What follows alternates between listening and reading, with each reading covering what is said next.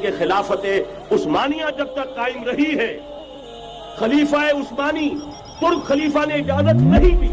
اس لیے کہ حضرت عمر رضی اللہ تعالیٰ عنہ نے، یہ بھی اب تاریخ کی ایک حقیقت بیان کر رہا ہوں، کہ جب یروشلم کے عیسائیوں نے سرنڈر کیا ہے یروشلم، اس وقت جو ٹریٹی لکھی گئی ہے، جو معاہدہ ہوا ہے، یہودی آ سکتا ہے، زیارت کر سکتا ہے، یہاں آباد نہیں ہو سکتا، اور یہی حضرت عمر رضی اللہ تعالیٰ عنہ کی وہ شرط تھی کہ سلاطین عثمانیہ،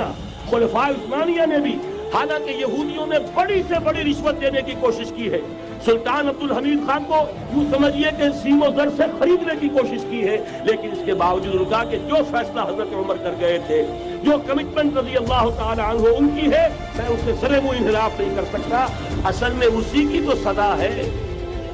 جو فری میسنری کے ذریعے سے خلافت کا خاتمہ کرایا گیا، کہ یہی سب سے بڑی رکاوٹ ہے۔